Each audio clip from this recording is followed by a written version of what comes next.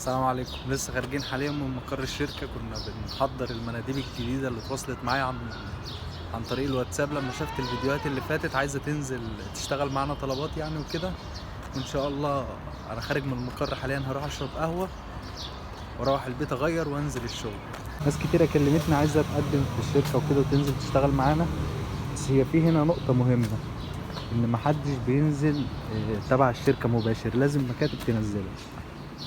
وانا شغال مندوب في شركة طلبات، بس في نفس الوقت انا شغال مشرف تبع مكتب العالمية بشغل ناس في طلبات يعني كده.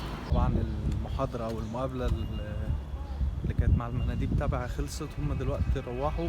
ان شاء الله بكرة او بعده بالكتير هيكون استلموا التيشيرتين والباوتش اللي هو الصندوق بتاع طلبات ويبدأوا شغل. انا دلوقتي طبعا صاحي بدري عشان كنت في المقر كده، فانا مروح دلوقتي البيت. انا عندي شيفت الساعة 5 المغرب، هروح يعني اتغدى ولو عرفت انام ساعة او 2 لان انا يومي لسه طويل. لسه عندي شغل، ده شغلي الاولاني اللي هو تبع المكتب اللي انا شغال فيه، ان انا بجيب مناديب تشتغل وكده. عن المقابلة او المحاضرة يعني اللي كانت تبع المناديب بتاعتي اللي كانت في المقر خلصت، وانا حاليا مروح الحق انام ساعة، اخطف لي ساعة كده نوم، لان انا عندي شيفت من الساعة 5 المغرب لحد الساعة 5 الصبح.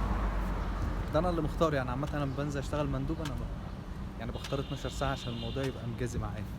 دلوقتي المناديب اللي طبعا نزلت عن طريقي هم خلاص كده تعينوا، وان شاء الله بكرة او بعده هيكون استلموا الصندوق والتيشيرتين وهيكون اشتغل. اي حد بيزون المهندسين ليه؟ بص، الشوارع فاضية كلها شركات، في شغل كتير، هدوء، زون رايق وصغير، الدنيا حلوة يعني. فانا دلوقتي هروح زي ما قلت لكم، هلحق كده انام ساعة ولا 2، وعلى الساعة 5 ان شاء الله هفتح شيفت واصور لكم وانا شغال كده. طبعا اول اوردر نزلت كده، طبعا اول اوردر نزلت الساعة 5،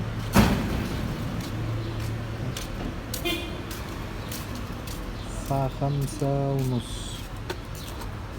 عملنا اوردر تاني ب22 اهو.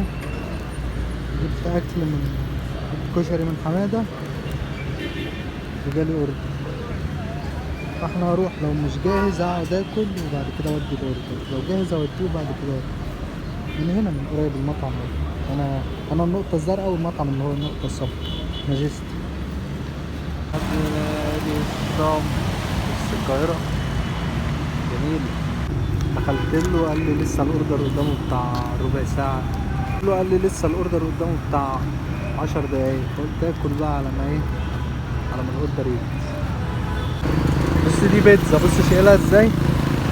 الاوردر نوعا ما رايح بعيد، بس بعد الاكل لازم قهوه، والاوردر ده رايح جنب اجمد واحد بيعمل قهوه في المهندسين كلها، فنوصله ونروح نشرب قهوه، وبعد كده اكلنا وشربنا قهوه ونكمل شغل.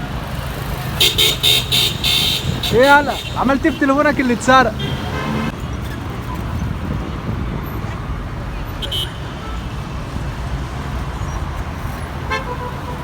الدنيا زحمه النهارده، زحمه.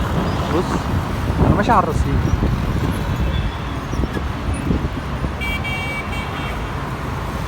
شغالين طلبات، بس كام واحد.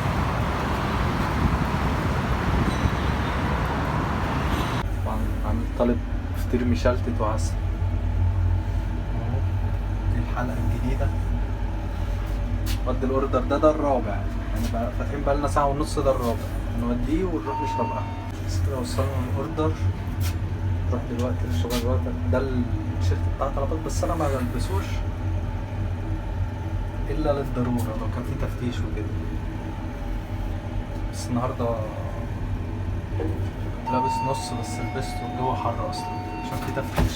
خسارة الراجل مش موجود، بجد احسن واحد بيعمل قهوة. ده تقاطع سوريا مع الشام، هو بيقف هنا.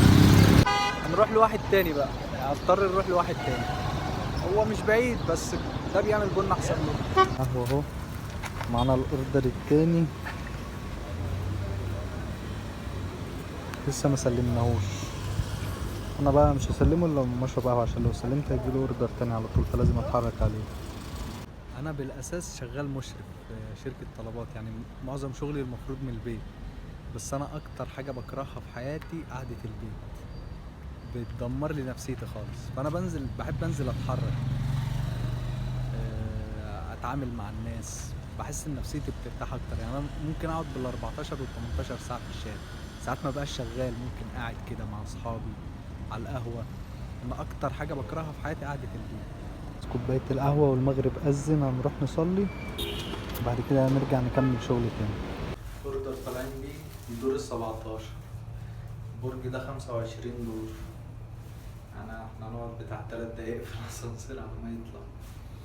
بس طلبات لو مش هتشتغل اقل من 8 ساعات يعني مش هتلاقي فيها فلوس، لان انت برضو بتصرف في الشارع، تاكل قهوة كده، كمان لو بتدخن. فعشان تجازي معاك لازم تشتغل 8 ساعات، يعني متنزلش 4 ساعات او 5 ساعات، الا لو انت معاك شغلانة تانية ودي بتسند وتقول طلبات ما فيهاش فلوس. طلبات فيها فلوس للي بيشتغل 8 ساعات و10 ساعات و12 ساعة، بيعرف يقبض 3 و4000 جنيه في الاسبوع. في ناس بتقول ان هي تجيب مثلا مكنة قسط، فهل هتبقى مجزية معاها ولا لا؟ بص، انت لو هيبقى عليك مثلا هي تكاليف القسط بس، معلكش اي التزامات تاني، فعادي هتقدر تدفع القسط وانت مستريح كمان. اما لو عليك جمعيات بقى والتزامات تاني وكده، فنصيحة لا، ما تجيبش مكنة قسط عشان خاطر تنزل بقى طلبات مخصوص. ممكن تشوف حاجة مستعملة على قد فلوسك، او ممكن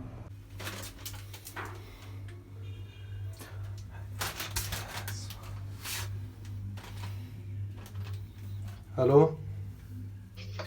السلام عليكم. عليكم السلام، مندوب طلبات يا فندم مع حضرتك. ايوه. هو انا في الاسانسير التاني، ممكن تسحبيني؟ طيب تمام. تمام ماشي، سلام. يا عبد الله بس. لا، ما لو عليك التزامات تاني هيبقى زيادة على قسط المكنة، فانت تشوف لك حاجة مستعملة او تشوف عجلة تشتغل بيها، بتدخل يعني نفس دخل المكنة يعني، كمان مصاريفها قليلة.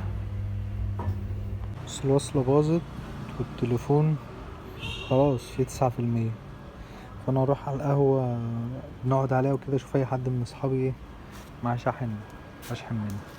دلوقتي الساعة 1:30، انا مروح لان انا عم عبد النبي. انا دلوقتي الساعة 1:30، انا مروح، ما قدرتش اكمل لان انا نايم 6 الصبح، كنت مطبق من قبلها وصاحي 10 لان كان عندي شغل في المقر بتاع الشركة. فانا حاسس ان انا جيت دلوقتي وفصلت، مش قادر يعني. المفروض كنت انام الظهر، بس بعد ما روحت بس برضه حصل، كان لازم انزل الشغل يعني، كان في حاجة مهمة وكده وما نمتش. فانا هروح دلوقتي انام وانزل بقى على 11. معرفش، ممكن اكمل لكم الفيديو بكره، وممكن انزل الفيديو ده اللي انا صورته واعمل لكم بكره بقى فيديو جديد.